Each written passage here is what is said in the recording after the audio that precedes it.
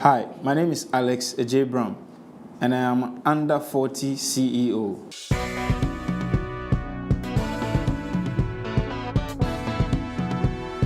The African Renaissance.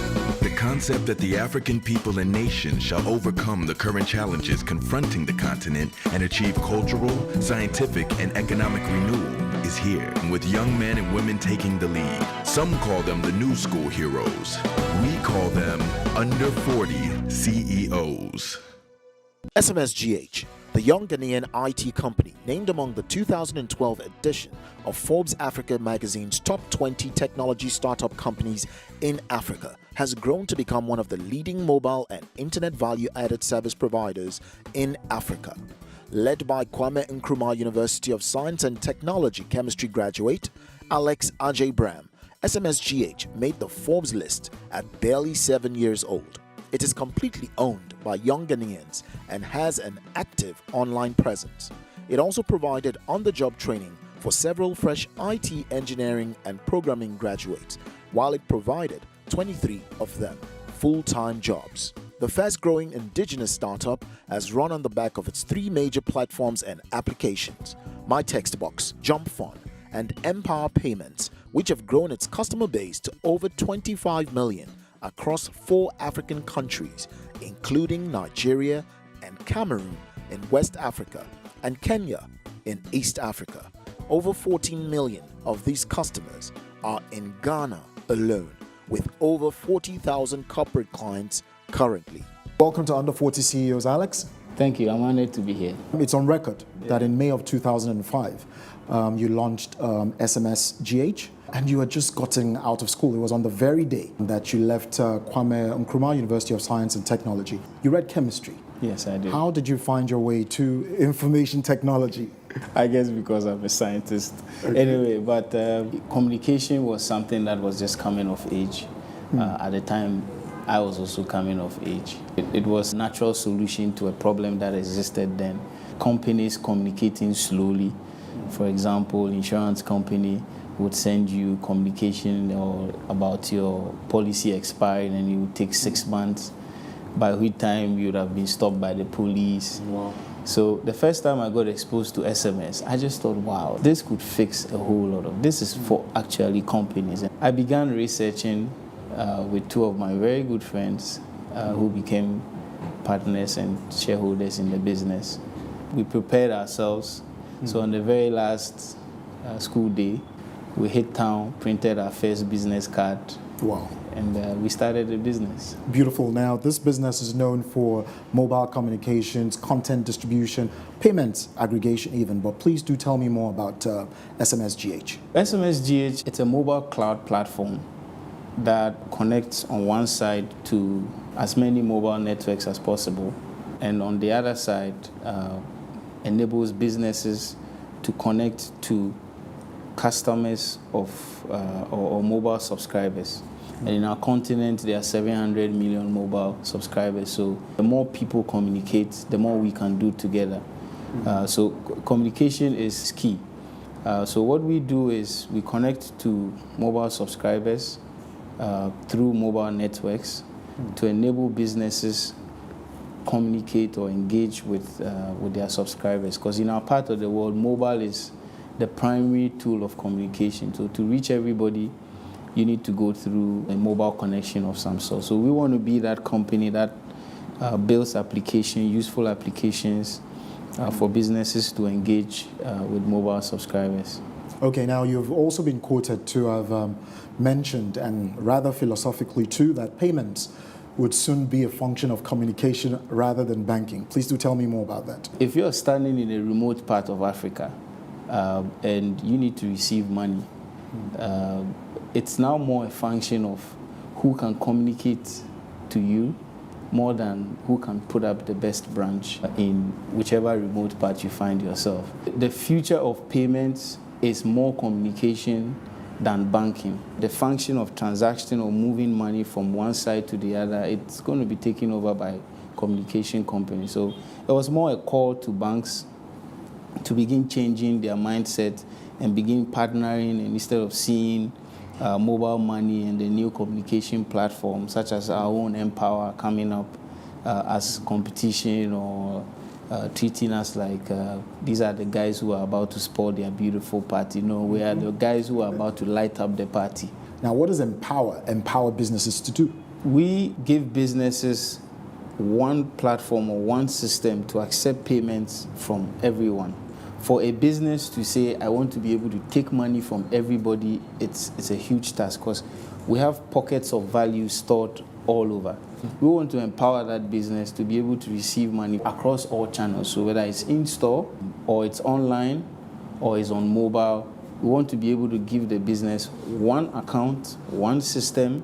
You can take card, you can take mobile money, you can take other systems, and collect it all into one account. So you don't have to go bank to bank opening accounts, go look for a Visa connection or a MasterCard connection, go to all the various mobile money service providers to set up individual accounts, just so you'll be able to receive payment from your customers.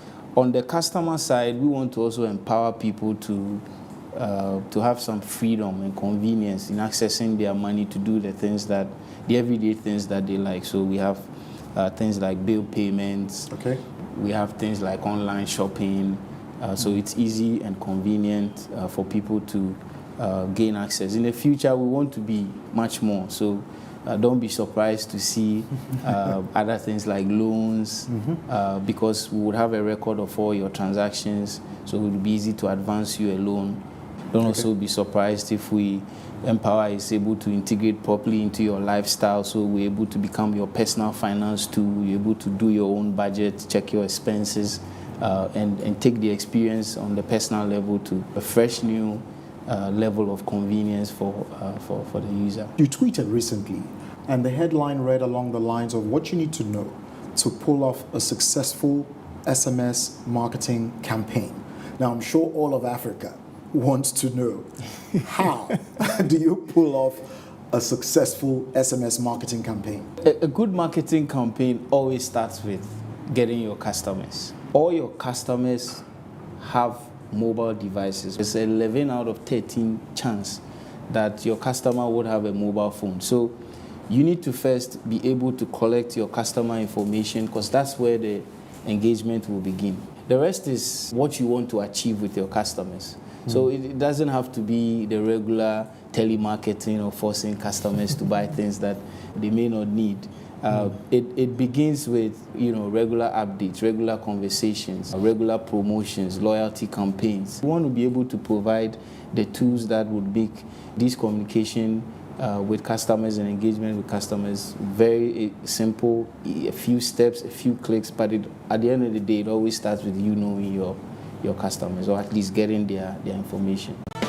This is Under 40 CEOs. SMSGH is a leading mobile technology aggregation company in Ghana, but now you have presence in Kenya, in Cameroon, and in Nigeria. Firstly, I want to know, how do you spot the opportunities in these regions? Then secondly, how have you managed to launch in these sometimes tough markets? For us, it was a no-brainer, especially for Nigeria. Nigeria is just 45 minutes from our main operations hub in Ghana. Okay. So Nigeria, it's also a huge, very interesting market. Language is the same, the culture is the same. I never feel like I have traveled when I am in Nigeria. Amazing. And so does the rest of the team. And that, for us, was a crucial point that we couldn't ignore.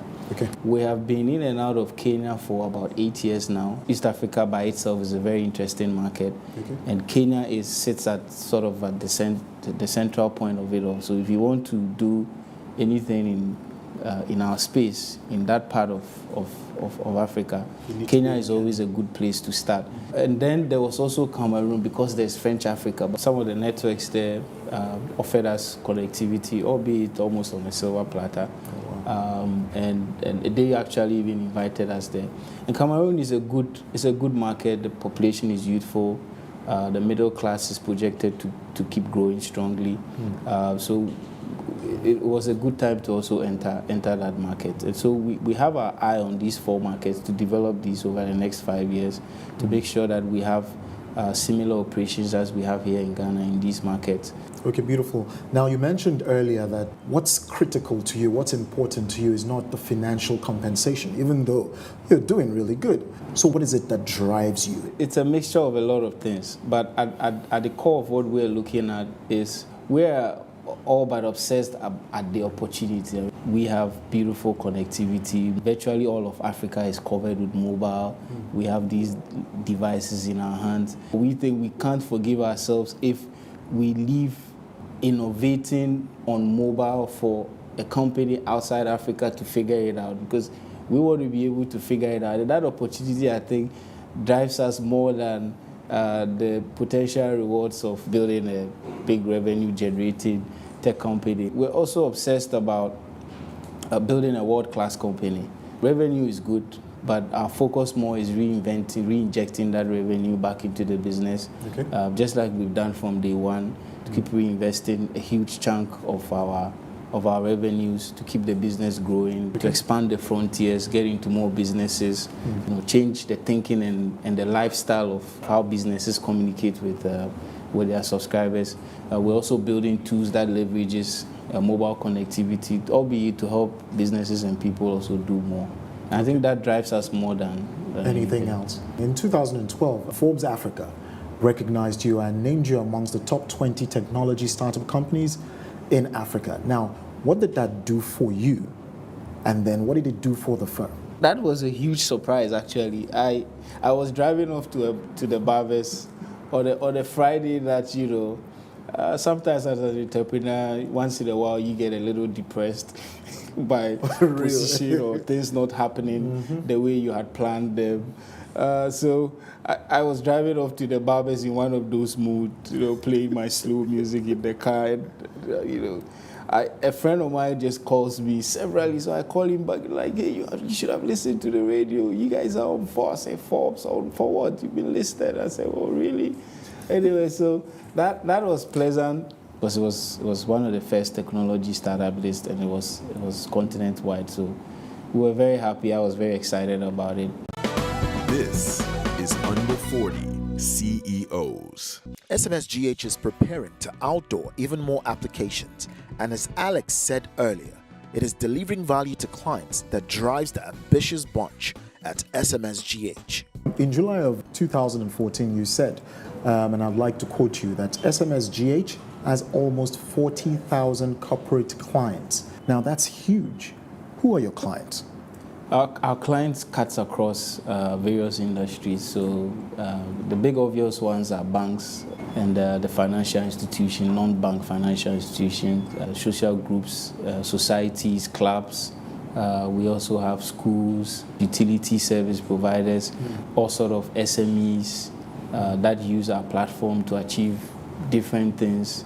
But the biggest amongst our customers are largely corporate enterprise, large enterprises. They control a lot of the traffic on our network, but we're seeing a rise in the SME sector. Some of the SMEs have interesting and large customer base that sometimes surprises us, but it is growing, which just confirms the growth of mobile in Africa and the importance it's going to play in our future. How has travel and interacting with diverse cultures added value to you as a person? I think traveling always changes your perspective about things. Sometimes you could, have a very narrow view of how things are done and what opportunities there could be out there. Traveling always opens your eye. I have traveled to at least 12 African countries. Wow. And every country is very different. The cultures are very different. The people are different. The perspectives are different. Traveling to developed countries gives me a hint of ambition once in a while. It kicks you that, hey, my friend, whatever you think you have achieved, you are far behind. So you need to either double up or do things the right ways if you want to get to where these people have got into. Okay, now while on this is what I call the CEO journey, what are those key challenges that you've had to overcome to make the strides that you have so far? A few personal sacrifices, a lot of hard work, dedication, responsibility and discipline. I think regardless of what a business does, as long as it's for public good, it needs to be managed well and it can turn into a great business. Okay, human resource is a key element to consider when building an enterprise. Now, how do you hire? If you had asked me a year ago, I would say talent was our biggest problem. Coming by the right talent who are ready. Because our industry is new and because there are not a lot of companies in our space, it's so hard to come by certain types of professionals. For example, we spent years looking for a technical writer. Apparently, it's not a very common, there aren't a lot of software engineers, for example. There aren't a lot of people that come ready. But it's developing, and I think, like I tell the staff here all the time, we have to keep at it because we're just not building a company or making one company successful. We're actually building an ecosystem. We need to create that ecosystem that will have a pool of talent, and once we have that, we can do anything we want. And it will be easy for a lot more other companies to also come up and thrive. What would you say is your leadership style? I like to know every little detail. I'm a freak for information. I think that a little information is dangerous. I want to know everything. Right? So I'm the guy that wants to get involved in what's happening. And when I don't know, I feel like I'm not managing well. So I strive for knowledge. I like people who are responsible, so I like to keep people responsible, especially to what needs to be done and what they have said would be done, and what we can also expect to get done. I'm the one that wants to get to know everything, so I want to be down there knowing what's happening and be everywhere within the company. Okay, beautiful. Now, I'm sure that as a leader, I have failed. I'm sure you failed too. So tell me about your failures as a leader. There are so many stories that I can share. Because over the years, I've had to learn about HR myself. I had to learn about dealing with people. There are so many failures on that. Even on the industry approach for product. Between 2006 and 2009, we spent so much time and effort building so many applications because I pushed the team to think that was the way to go. With time, we figured, no, this was not the way to go. It's not so much about failing. The important thing is failing with the team, so that the knowledge is shared, the approach is clear, the vision is not rocket science because we did it together, we failed together, so we can dust ourselves and walk again together. So please tell me, what values are important to you and your firm? There are so many values. One of the core values is we want to earn our seat at the table. We don't want to buy our way in, bamboozle our way in, or get some phone calls to get us in. We want to earn ourselves a seat at the table. We're also passionate about making a difference with whatever that we're doing. We want to have a well-run business. There are, other values of responsibility, keeping a professional environment. We always want to demonstrate clear value for customers so they don't haggle with us over whatever price that we put on our service. These are values that we've held dear over the years. Now, your state-of-the-art facilities right here is rumored to have cost almost $1.5 million. Now, beyond this structure that you've built, how proud are you of this business that you've built? I think we draw a lot of pride from how green we were as a young team. I remember when we built our very first team, after we had scaled the very early startup phase, and we managed to convince a few people to join our team. Our first team was a team of 10 people, all fresh from school, all green. But we worked together, so we were a strong team, and that we have kept in the company to always keep things, keep information flowing freely within the company. That we draw a lot of pride from. So beyond having a good building or fine offices and an interesting business, we draw a lot of pride from how far behind we have come from. There's more that we can do, and there's more that we can. There's a lot more that we can cover, and we're still very young. We still have some a life in our years to live. So we'll live it out and see how far we can go. Amazing. I'm sure that somewhere along the lines you've had to raise funding for this business. How did you go about raising funding? There are different ways to finance a business. I mean, you could do a nice financial proposal and approach the people that know you and trust you, who are your family, immediate friends, and all of that to finance your business. There's also the model that we have all but forgotten, and I think a lot of African entrepreneurs need to be reminded about that model because it still exists and it works. Is the model of bootstrapping and re-injecting and sacrificing. We took that model. So fortunately for us, we've never taken a cent of investor money or an overdraft from a bank or a loan or any other thing. There was one time we tried to do that and were flatly rejected by a bank here. We've always been on our own from day one. We picked an idea that didn't require so much money. It needed, first of all, us to sell it and prove that it was a viable idea. Okay. And so whatever monies that we got from our customers, we kept re-injecting. We still keep that model till today. Re-inject it in the business, reinvest it to grow it. That's how we financed our business from day one. You've been let down by a bank before, but tell me, what's the biggest letdown you've had in your career so far? There's been a few, disappointments. I remember when a bank came to Ghana from Nigeria, and we had pitched the idea of transactional alerts, and they finally decided to do it, and we're not the company doing it for them. That was a huge blow because we had given them the whole system, the whole architecture, and I remember telling Ernest and Leslie, my partners then, that, you know what, business is not about today. It's always about tomorrow. So let's go back and make sure that the next bank that wants this, we are the guys. And it came.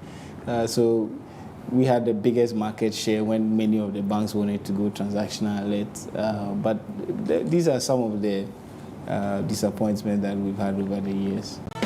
This is Under 40 CEOs. We know Alex prefers to start a business with lean resources. We know his firm is a multi-million-dollar firm. We know what drives him. But what does Alex do with his downtime? How does he enjoy the resources he works so hard to earn? I seek to find out. All right, so I have a few quick-fire questions for you. What do you love to eat? I'm a big fan of yam. Some good local stews. So how would you describe your style? You'd find me mostly dressed normally. Okay. I'm not the most fashionable guy, I would say. What's your favorite brand to wear? I like TM Loewen. For shoes, I prefer Timberland and Clarks. For t-shirts, I like Lacoste. What's your favorite car to drive? Audi. What's your favorite travel destination? It would be Nairobi. What's your favorite book of all time? Cain and Abel. It's a book written by Jeffrey Archer. So what book are you reading right now? I read books that fix challenges I'm facing at work. So lastly, I would like to know, Alex, what makes you happy? I feel most happy when I'm with my family at home, with my son, and I end up spending a lot of time doing that. Okay. Thank you for coming on Under 40 CEOs, Alex. Thank you for having me. Hi, my name is Alex Bram, and you can be an Under 40 CEO too.